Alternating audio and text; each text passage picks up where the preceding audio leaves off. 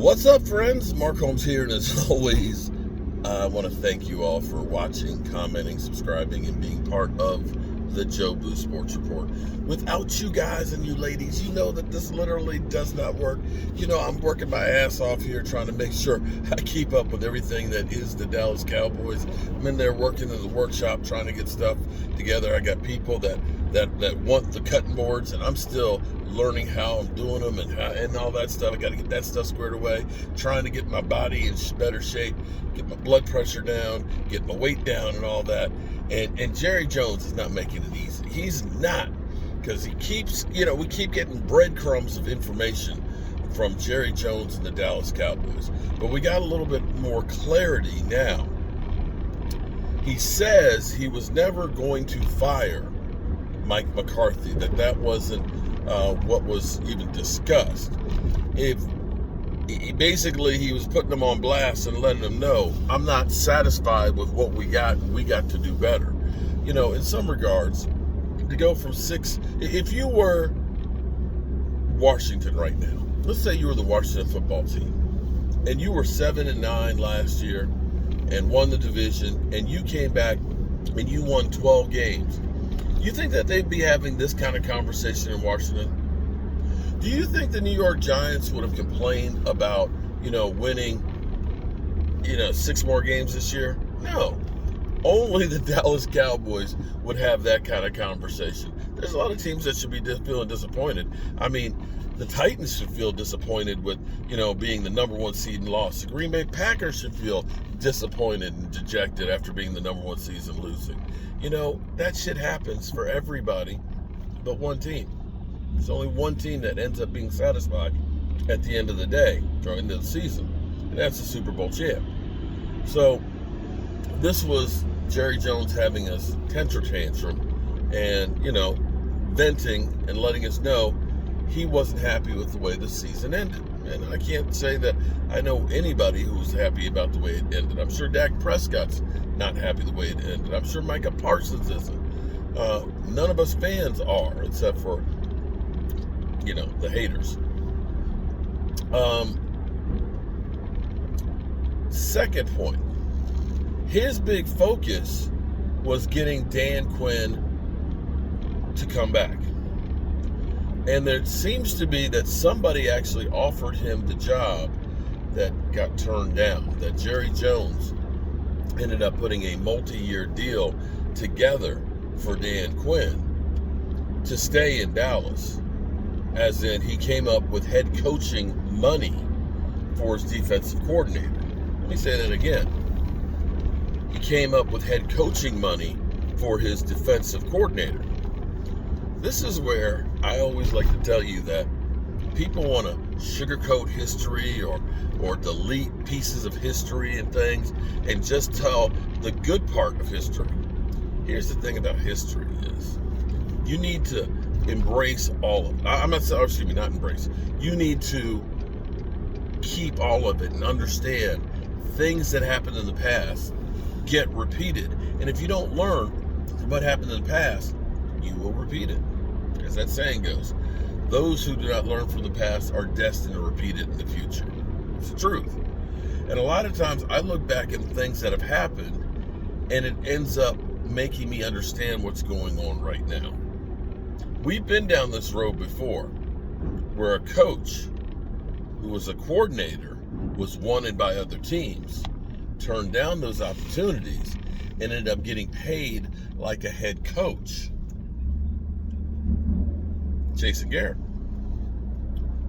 The Baltimore Ravens wanted Jason Garrett.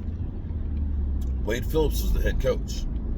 Jerry Jones came up with a big pile of money and the desire to keep him there, in which case he did.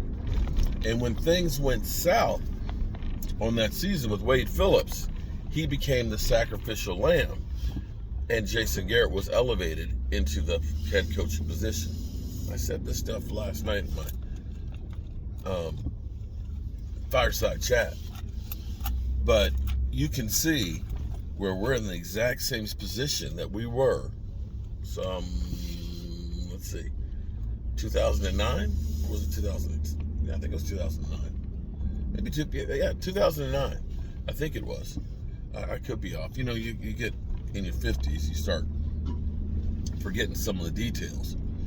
But Jerry Jones came up with the money to keep Dan Quinn. Now the question is, which team, and I think it was the Denver Broncos, did Dan Quinn turn down to stay in Dallas? That's going to be the one that's going to be fun.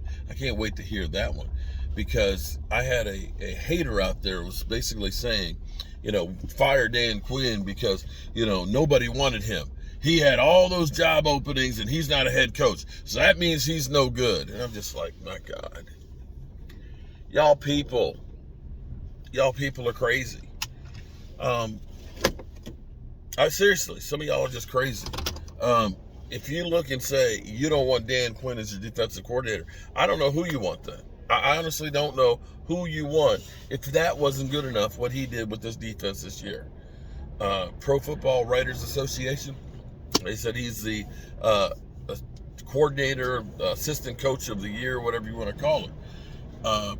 If you talk about the eye test, I know I didn't see as many plays where I see my safety lead blocking for the opposition's running back going down the field. I didn't see as many big plays that we gave up.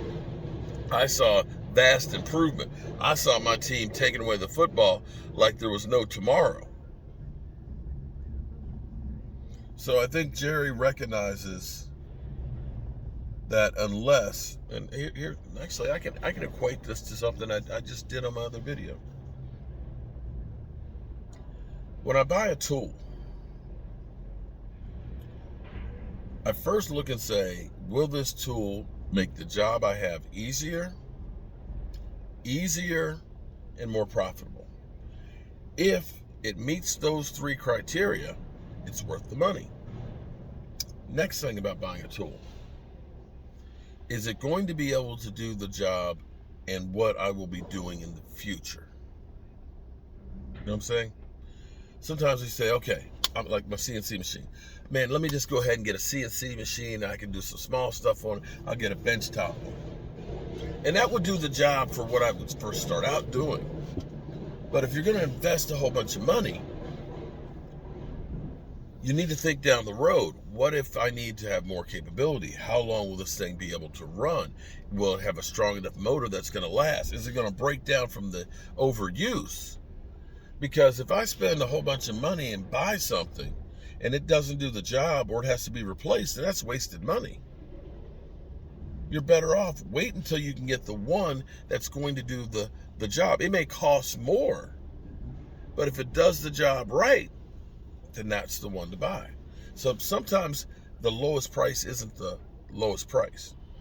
And with coaching, if Jerry goes through and just fires Mike McCarthy and just says, I'm just getting rid of him just to get somebody else, we'll get the same results.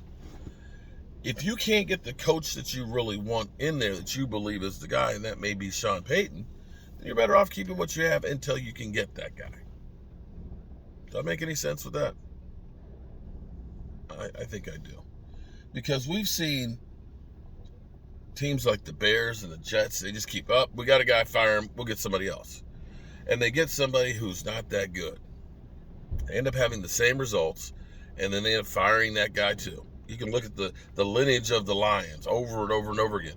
They finally had a good one in Jim Caldwell. But they ended up saying, you know what? He's not quite good enough. And we think that Mike Patricia is the one. And he wasn't the one. They got fucked up even worse. Yeah. All right. I hope you guys are having a great day. Peace.